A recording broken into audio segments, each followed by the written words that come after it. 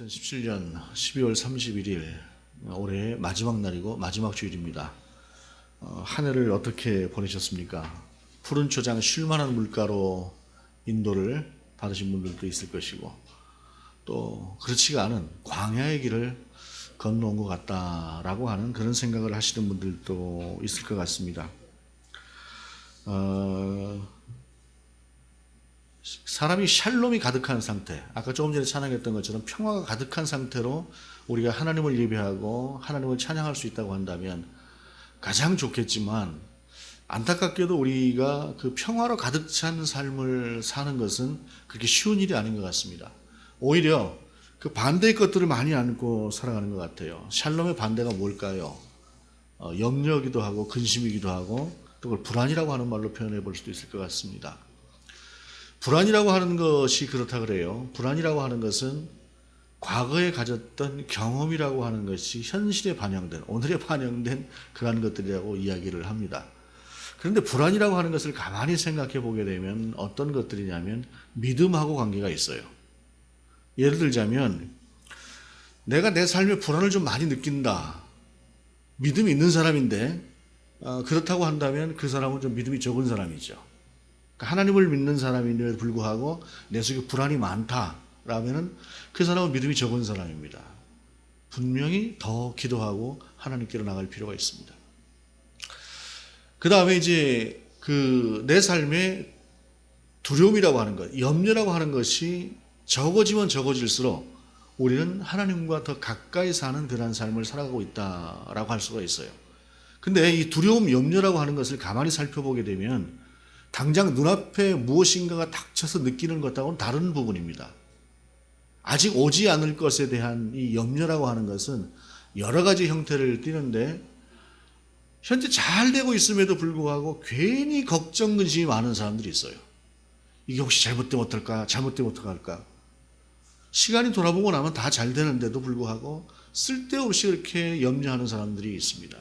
또 한 가지는 염려를 한다고 해서 전혀 바뀔 것이 없는데도 불구하고 염려를 해요. 내가 염려하나 염려하지 않으나 결과는 어차피 똑같은 상황이 될 수밖에 없는데 괜히 염려하고 불안해하는 것입니다. 그럴 땐 차라리 내려놔 버리는 게 옳은 것이죠. 또 그 다음에 이 불안이라고 하는 것이 우리 속에서 오는 것은 뭐냐면 실제 해결을 하면 별것 아닌 거예요. 실제 닥치고 나면 내가 얼마든지 해결할 수 있는 것임에도 불구하고 염려하는 것입니다. 이것은 그냥 해결하면 되는 것이 염려하고 불안해할 필요가 없는 것이에요. 거의 대부분의 형태라고 하는 것이 내가 불안해할 필요가 없는 것임에도 불구하고 괜히 우리가 불안해하는 것들, 이런 것들이 사실은 우리가 갖고 있는 불안 요소의 거의 대부분을 차지하는 것입니다. 닥치면 해결하면 되는 것이고 문제라고 하는 그때그때 상황을 따라서 해결해 나가면 되는 것이에요. 내 능력이 안 되면 하나님의 능력으로 간절히 구해서라도 이 문제를 돌파하면 된다라고 하는 것이고, 그럼에도 불구하고 그것이 내게 안 된다라고 한다면 하나님께서 또 다른 것을 준비하셨다라고 하는 것을 우리가 받아들이는 것이죠. 왜냐하면 하나님은 선하신 목적을 두고 우리를 인도해 가시는 분이기 때문에 그렇습니다. 하나님께서 창조하신 이스라엘 백성, 하나님께서 불러내신 그 이스라엘 백성이 광야에서 40년 동안을 살았던 이유가 있지요. 광야에서 40년을 살았던 그 이유라고 하는 것은 어떤 것이냐면 하나님 함께 하시면 우리가 모든 것을 해낼 수 있습니다. 그것이 어떤 상황이든 설사 내가 힘든 상황이든 아니면 기쁘고 즐거운 상황이든 상관없이 하나님이 우리와 함께 하시면 우리는 됩니다. 하나님 한 분으로 만족합니다 라고 하는 것을 이스라엘 백성이 받아들일 수 있도록 훈련된 기간이 40년이에요. 그리고 그것이 해결되었을 때 이스라엘 백성은 가나안 땅으로 들어갈 수 있었습니다. 오늘 제목이 광야를 지나 가나안으로 라고 하는 제목인데, 우리가 이제 그 광야에서 좀 훈련을 그만 끝내고 이제 가나안으로 들어가서 실질적인 것들을 좀 해결해낼 수 있는 그러한 삶으로 나아갔으면 좋겠다 하는 그러한 말씀으로, 생각으로 오늘 본문의 말씀을, 제목을 그렇게 잡았습니다. 오늘 본문은 그런즉 이 일에 대하여 우리가 무슨 말 하리요 라는 말씀으로 시작을 합니다. 그런즉이라고 하는 것은 무엇이냐면 그 앞에 무엇인가 있었다는 이야기죠. 앞에 있었던 것이 무엇인가 라는 것을 쭉 이제 8장뿐이 아니라 앞에 전체의 부분에 대해서도 이야기할 수가 있지만 가장 요약적으로 이야기를 하게 되면 28절, 29절, 30절을 이야기를 하는 것이에요. 28절, 29절, 30절이 뭡니까? 로마서 우리가 알거니와 하나님을 사랑하는 자 곧 그의 뜻대로 부르심을 입은 자들에게는 모든 것이 합력하여 선을 이루느니라. 하나님이 미리 아신 자들을 또한 그의 아들의 형상을 본받게 하기 위하여 미리 정하셨으니 이는 그로 많은 형제 중에 맏아들이 되게 하려 하심이라. 또 미리 정하신 그들을 또한 부르시고 부르신 그들을 또한 의롭다고 하시고 의롭다고 하신 그들을 또한 영화롭게 하셨느니라. 이 말씀을 좀 거꾸로 읽어보면은, 거꾸로 보게 되면은 하나님께서 우리를 부르시고 의롭다고 인정하셨어요. 그러면 그 이유가 뭐냐? 그 뒤로 넘어가 보게 되면 예수 그리스도를 본받아서 예수 그리스도처럼 살으라고. 그래서 우리가 어떻게 해야 되느냐? 합력하여 선을 이루고 살라라고 하는 것이. 그러니까 하나님께서 우리를 부르신 부르심의 목적, 선택하신 선택이 그냥 아니라 목적을 두고 선택하셨다라고 하는 것을 앞에서 이야기를 하고 있는 것인데, 그런즉 이 일에 대하여 무슨 말을 하리요라고 하는 이 말씀은 왜 하나님께서 우리를 선택하셨대요? 라고 하는 이러한 의문을 가진 사람들. 그러니까 선택을 하나님께서 하시고 우리를 의롭다고 인정하셨으면 기쁘고 감사해야 되는데 왜 하나님께서 우리를 선택하셨지? 어쩌면 사람이 가지고 있는 것 중에 어떤 것이 있냐면 A에서 B라고 하는 결과로 가기 위해서는 과정이라고 하는 그 공식이라고 하는 것이 무엇인가의 대가를 지불하고 넘어가야 된다라고 하는 그러한 사람이 가지고 있는 본능적인 의식이 있어요. 그러니까 하나님께서 우리를 의롭다고 부르셨다고 한다면 뭔가 이유가 있어야 되거나 내가 뭔가 하나님 앞에서 뭔가를 좀 해내야 되지 않겠어? 라고 하는 생각을 가진 이들 가운데 하나님은 바로 이런 목적을 두고 여러분을 선택하셨다라고 하는 것을 이야기하고 있는 것이다라는 것입니다. 사실 하나님께서 선택과 목적을 두고 우리를 선택하셨다라고 하는 것을 굳이 이야기하지 않아도 하나님의 사랑, 아버지의 마음, 하나님 아버지의 마음이면 충분함에도 불구하고 왜 이렇게 이야기를 하게 되느냐? 이것은 사람들로 하여금 좀 더 분명하게 그리고 좀 더 논리적으로 이것이 그들 안에서 자리 잡기 원하는 그러한 마음에서 바울이 이와 같은 말씀을 전하고 있어요. 특별히 로마서 같은 경우에는 바로 그런 논리적인 부분에 대해서 우리 가운데 정리를 해줘서 교리서신으로 알려져 있는 가장 성경에 있는 모든 내용들을 집대성한 그러한 부분이 바로 로마서다라고 이야기하는 이유도 거기에 있다라고 하는 것입니다. 그러면서 본문에 보게 되면 만일 하나님이 우리를 위하시면 누가 우리를 대적하리요? 라고 말씀하고 있어요. 하나님이 함께하는 사람들에게 염려가 있고 근심이 있고 불안해할 이유가 있느냐? 아니다라는 것이에요. 그 이야기를 하면서 만일 하나님이 우리를 위하시면 누가 우리를 대적하리요? 라고 말씀하고 있는데 이 만일이라고 하는 말이 이제 우리말로 번역을 하고 우리가 사용하는 용어로 이 만일이라고 하는 말을 느끼게 되면 조금 좀 본문의 뜻하고는 좀 달라질 수 있어요. 왜냐하면 만일이라고 하는 말은 우리는 혹시라고 하는 말하고 좀 같이 연결해 쓰고 만에 하나라고 하는 것에서 어떤 가정적인 그런 부분으로 우리가 만일이라고 하는 단어를 사용하지만 헬라어로는 이 만일이라고 하는 단어가 어떤 것이냐면은 예를 들어서 한 가지 문제를 우리가 안고 대단히 고민을 하고 있어요. 무엇인가의 고민을. 그런데 그 해결책을 딱 이렇게 가리고 있다가 마지막에 그 해결책을 딱 제시하면서 이래도? 라고 하면서 딱 그 해결책을 내놓을 때 쓰는 말이 이 만일이라고 하는 단어와 비슷한 단어예요. 만일이라고 하는 단어가 그 비슷한 의미를 갖는 것이에요. 그러니까 무엇인가를 이제 해결해야 되겠다고 갑론을박을 하고 있어요. 갑론을박을 하고 있는데 됩니다 라고 하는 쪽으로 이야기를 하는 사람들에게 누군가가 어떻게 하겠어요? 뭐가 준비가 됐어요? 라고 할 때에 완전하게 준비가 되는 것을 딱 내어놓으면서 이래도 안 되겠습니까? 라고 하는 그러한 말씀이 바로 만일 하나님이 우리를 위하시면 누가 우리를 대적하리요? 라고 하는 것입니다. 그 만일이라고 하는 말이 그런 말이고 이 대적이라고 하는 말이 또한 중요하죠. 대적이라고 하는 것은 어떤 것이냐면 하나님이 우리의 편이 되어주신다라고 하는 것을 의미하는 것이죠. 하나님 우리 편이 되신다는 것이에요. 시편 118편을 보게 되면 시편 118편은 이스라엘이 명절 때 부르는 노래입니다. 명절 때 부르는 노래인데 그 시작이 여호와께 감사하라 그는 선하시며 그의 인자하심이 영원함이로다 라고 하면서 하나님의 인자하심과 그 선하심이 영원하다라고 하는 것을 찬양을 해요. 그러다가 6절에 가서는 이렇게 선포를 하는데 여호와는 내 편이시라 라고 선포를 합니다. 왜냐하면 앞에서 왜 우리가 하나님께 감사하고 그의 선하심이 그 인자하심이 영원하다라고 이야기할 수 있을까? 그 근거가 여호와는 내 편이시기 때문에 그렇다라고 하는 것을 이야기하는 것입니다. 그런데 이 시편 118편이 좀 재미있는 것은 뭐냐면 앞에서는 이제 하나님을 찬양하는 찬양을 쭉 이야기를 해요. 그 다음에 뒤에 가서 고백하는 것은 무엇이냐면은 이스라엘이 그동안 고백했던 그 고백을 이야기하는 것이 우리가 어떻게 하나님을 선하시다고 이야기할 수 있고 영원히 찬양할 수 있는 그 근거가 되는 것인가?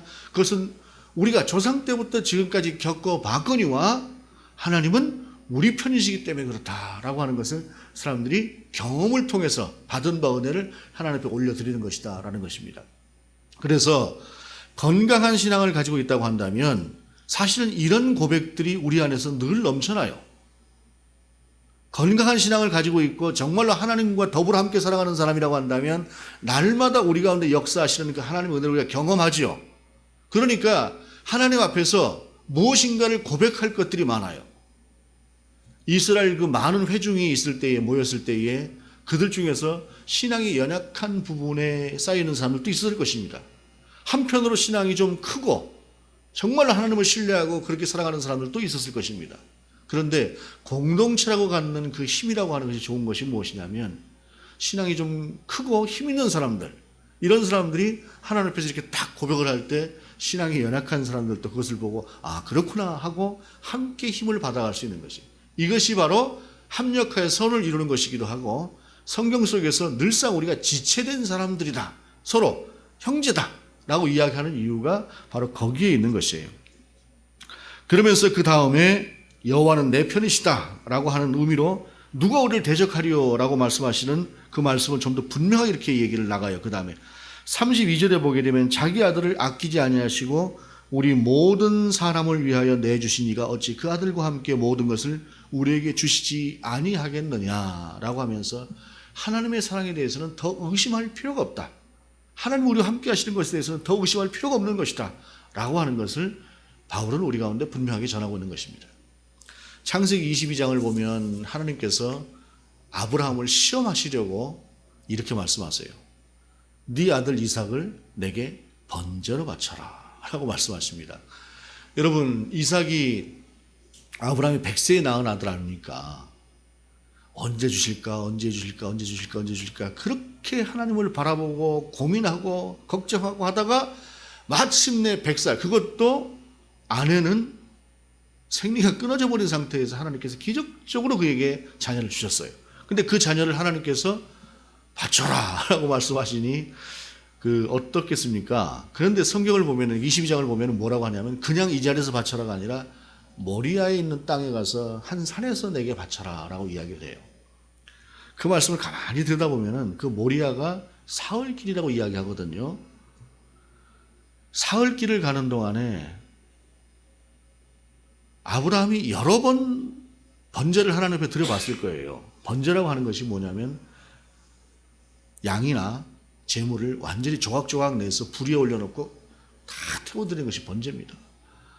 사흘길을 가는 동안에 얼마나 많은 생각이 들었겠습니까? 그냥 당장 해결을 그냥 하려고 하면은 아유 하나님께서 참 너무하신다, 어떻게 이러실 수가 있는가 하면서도 순종이 어쩌면 쉬울 수 있어요.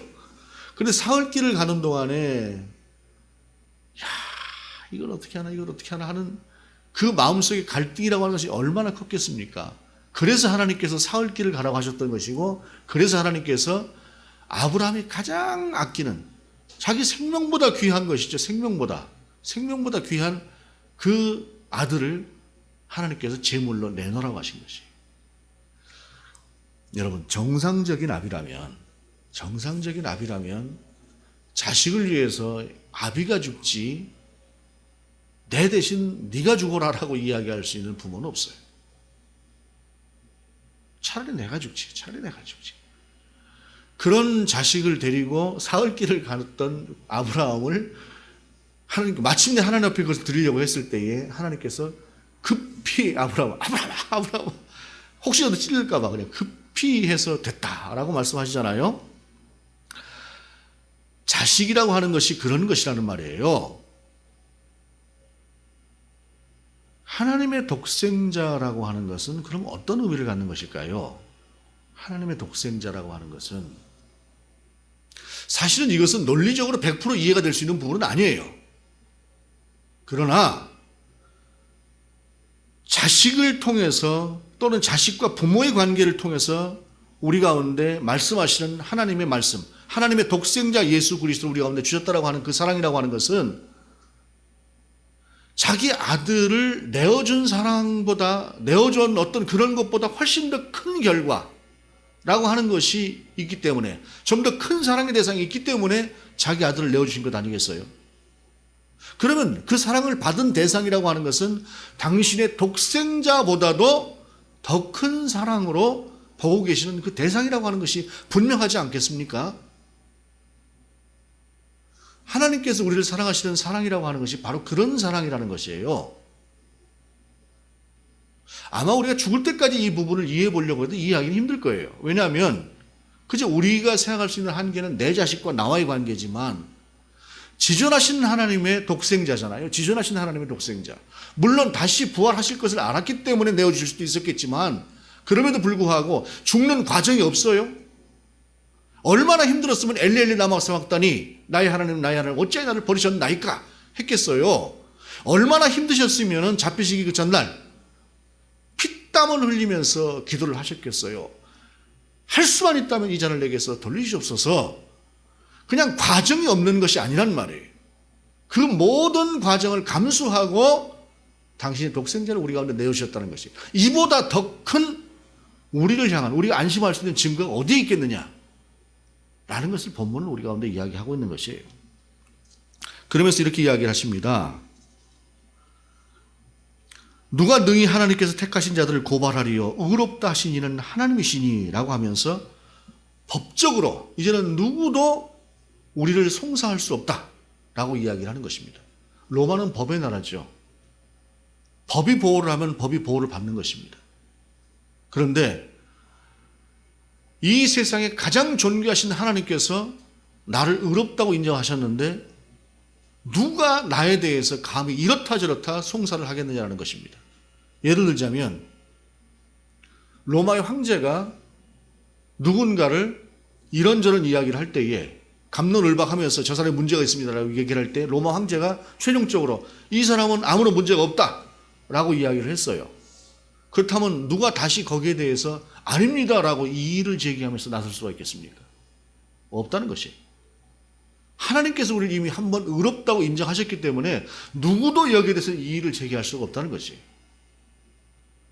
이것이 바로 법적인 부분이라고 하는 것입니다. 그러면서 그 다음에 본문은 또한 이렇게 나가고 있어요. 35절에 누가 우리를 그리스도의 사랑에서 끊으랴 환난이나 권고나 박해나 기근이나 적신이나 위험이나 칼이랴 라고 이야기를 하면서 이 땅에 존재하는 그 어떤 것도 우리를 하나님의 사랑에서 끊을 수 없다라고 이야기를 해요. 특별히 본문에서 언급하고 있는 것은 7가지입니다. 환난, 권고, 박해, 기근, 적신. 적신은 헐벗음을 이야기하는 거예요. 그 다음에 위험, 칼. 이것은 세상에서 우리를 위협할 수 있는 모든 것을 망라하는 것입니다. 왜냐하면 7이라고 하는 숫자는 완전수이기 때문에 그래요. 이 세상에 존재하는 그 어떤 것도 우리를 하나님의 사랑에서 끊을 수 없다는 것이에요. 그리고 이 말은 우리가 환난을 당할 수 있다는 것이에요. 권고함을 겪을 수도 있다는 것이에요. 박해를 당할 수도 있고 기근을 겪을 수도 있고 헐벗을 수도 있고 위험을 당할 수도 있고 칼 앞에 위협을 당할 수도 있는 그런 상황을 맞이할 수 있다는 것이. 그러나 그것이 나를 더 이상 어떻게 할 수 없는, 이미 나는 하나님의 백성으로 온전하게 자리 잡은 그러한 사람이라는 것이죠. 설사 그들이 위협으로 죽일 수 있다고 할지라도 그들이 할 수 있는 것은 거기까지밖에 라는 것이.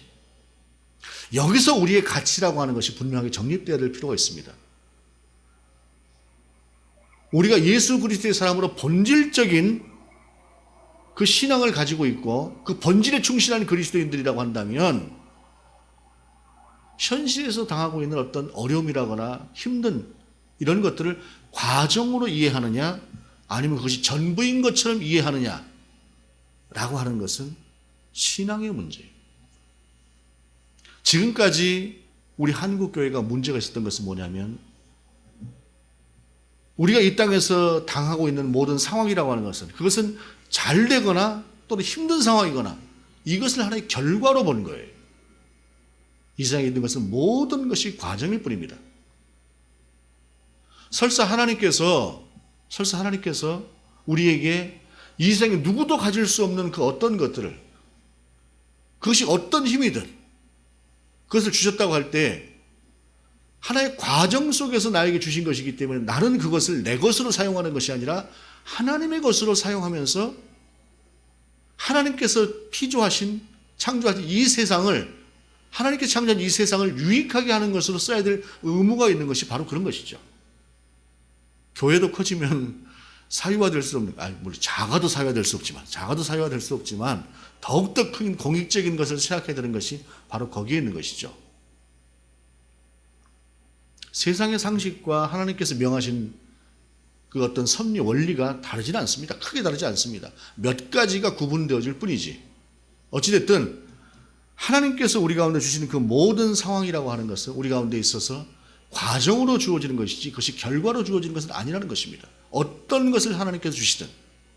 그렇기 때문에 빈부, 귀천 여기에서 사람의 등가가 절대로 결정되는 것은 아니에요. 누구도 동등할 수 있는 것.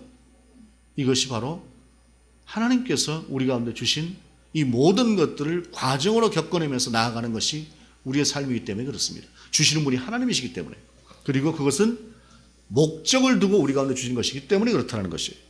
그 다음에 보게 되면 38절에 보게 되면 내가 확신하노니 사망이나 생명이나 천사들이나 권세자들이나 현재일이나 장래일이나 능력이나 높음이나 기품이나 다른 어떤 피조물이라도 우리를 우리 주 그리스도 예수 안에 있는 하나님의 사랑에서 끊을 수 없으리라 라고 이야기를 합니다.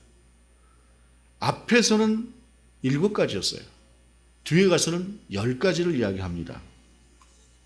사망, 생명, 천사, 권세자, 현재일, 장래일, 능력, 높음, 기품, 다른 어떤 망라된 피조물들. 앞에서 7가지를 이야기하는 것은 현실적인 부분이라고 한다면 뒤에서 이야기하고 있는 것은 좀 더 영적인 부분을 이야기하고 있는 것이에요. 현실 세계에 있는 그 어떤 것들만 우리를 끊을 수가 없는 것이 아니라 영적인 세계 속에 있는 그 어떤 것들도 우리를 하나님의 사랑에서 끊을 수 없다는 것입니다. 그것이 하나님의 사랑이다라고 하는 것을 이야기하고 있는 것입니다. 그래서 로마서 8장 31절에서 39절은 앞에서 바울이 이야기한 하나님께서 우리를 부르셨다, 예수 그리스도를 우리 가운데 주셔서 너희를 의롭다고 하셨다라고 하는 그 모든 것들에 대한 귀결적, 결론적인 그러한 부분으로서 우리 가운데 주시는 로마서 중에 로마서다라고 하는 이야기를 하는 것도 그래서 그렇다라고 하는 것입니다. 바벨론 포로기에 수많은 이스라엘 사람들이 바벨론에 잡혀갔습니다. 그때에 다니엘이라고 하는 사람도 잡혀갔어요. 다니엘에 잡혀간 다니엘에게 3명의 친구가 있었습니다. 사드락, 메삭, 아벤노라고 하는 3 친구가 있었는데 이 사람들이 바벨론에 잡혀가서도 그냥 이렇게 포로로 어떤 이렇게 노예처럼 살아갔던 것이 아니라 어떤 관직을 맡게 되는 그러한 삶 가운데 이 사람들이 살게 되었습니다. 어느 날이었습니다. 이 사람들이 그래도 관직을 차지하고 있는 사람들이다 보니까 주위에서 포로된 나라에 그 백성들인데 와서 관직을 차지하고 있으니까 좀 못마땅하게 봤겠죠. 이 사람들은 모함을 하기 시작을 합니다. 바벨론이 섬기는 그 신상에게 절하는 것을 법적으로 확실하게 하자. 그리고 거기에 절하지 않으면은 그냥 죽이는 것이 아니라 풀무불에 집어 던져 죽이자라고 이야기를 했어요. 풀무라고 하는 것이 무엇입니까? 쇠를 녹이기 위해서 데피는 그 불을 이야기하는 것이죠. 대형 가마 같은 곳에다가 밑에다가 그 풀무질을 하는 그런 곳이 있었던 것 같아요. 거기에 집어 던지자고 이야기를 하는 겁니다. 참 벌도 잔인한 벌 아닙니까? 그런 데다 집어 던지자고. 그러니까 얼마나 대적들이 이스라엘에서 포로로 잡혀온 이 사람들이 잘 돼가는 꼴을 보고 배가 아팠겠습니까? 그리고 살폈습니다. 그런데 이 사람들이 바벨론의 신상에게 절을 했습니까? 안 했습니다. 우리는 오직 하나님만. 그랬을 때 느부갓네살 왕이 대노해서 불러다가 너희들이 왜 그랬느냐라고 이야기를 하면서 앞으로 그러지 않겠다고 한다면 봐주겠다라고 이야기를 하죠. 그때 사드락 메삭 아벳느고가 이렇게 이야기를 합니다. 다니엘서 3장 16절에서 18절의 말씀인데요. 사드락과 메삭과 아벳느고가 왕에게 대답하여 이르되 느부갓네살이여 우리가 이 일에 대하여 왕에게 대답할 필요가 없나이다. 왕이여 우리가 섬기는 하나님이 계시다면 우리를 맹렬히 타는 풀불 가운데에서 능히 건져내시겠고 왕의 손에서도 건져내시리이다. 이걸로 끝났습니까? 아닙니다. 그렇게 하지 아니하실지라도 왕이여 우리가 왕의 신들을 섬기지도 아니하고 왕이 세우신 금신상에게 절하지도 아니할 줄을 아옵소서라고 이야기를 합니다. 하나님께서 원하시면 그 풀무풀 가운데서도 건질 수 있는 능력이 계신 분이에요. 그런데 그 하나님께서 그 풀무풀 가운데서 건져내시지 않고 그만두셨다고 한다면 그것은 하나님께 이유가 있는 것이에요. 그런데 당신들이 절하라고 하는 그 신상은 우리에게 어떤 것도 할 수가 없는 존재라는 것이에요. 기껏 당신을 통해서 우리를 죽이는 것 이상은 할 수가 없는 것이 그 신상이라는 것입니다. 그렇기 때문에 우리는 오직 하나님만 경배하겠다고 이야기를 하는 것입니다. 이게 신앙인의 고백이지요. 그리고 이런 고백이 있을 때에 풀무불에 던지겠다라고 하는 바로 눈앞에 있는 그 상황에 대도 그것을 공포로 받아들이지 않습니다. 그걸 두려움으로 받아들이지 않습니다. 하나님과 함께하는 즐거움으로 그것을 넘어가고 이겨내는 것이죠. 이것이 그리스도인의 삶입니다. 2017년을 마감하면서 우리가 우리의 삶이 이런 이제 광야의 수준을 조금 넘어갔으면 좋겠다는 생각을 합니다. 물론 이스라엘 백성이 가나안 땅에 가서도 광야에서만큼하고 비슷해요. 비슷하게 그 사람들 실수하고 그렇게 합니다만, 그러나 이제는 좀 한 걸음 진보된 곳에서 의미가 있는, 그리고 무엇인가를 결과를 낼 수가 있는, 하나님 앞에 무엇인가 영광을 올려드릴 수가 있는 좀 그리스도인으로 성장할 수 있는 내년으로 넘어갔으면 좋겠습니다. 그리고 그 내년에 이제는 우리가 간신히 나가는 그런 신앙이 아니라 좀 넘치는 신앙으로 하나님 앞에서 저와 여러분이 세워지고 또 세상을 향해서 그렇게 그리스도의 빛을 발할 수 있는 저와 여러분이 될 수 있기를 바랍니다. 광야를 지나 가나안으로 우리 함께 그렇게 가십시다. 기도하시겠습니다. 하나님, 2017년 지금까지 인도해 주신 그 하나님의 크신 은혜에 감사를 드립니다. 올 한 해를 통해서 우리의 신앙이 얼마만큼 자라왔고 얼마만큼의 변화를 겪었는지 모르겠습니다.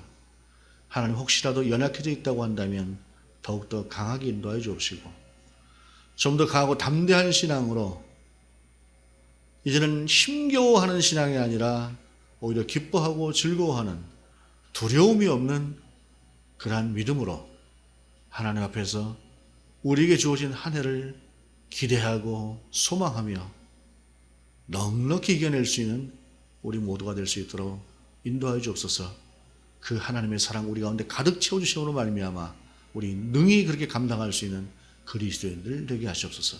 예수 그리스도 이름으로 기도드립니다. 아멘.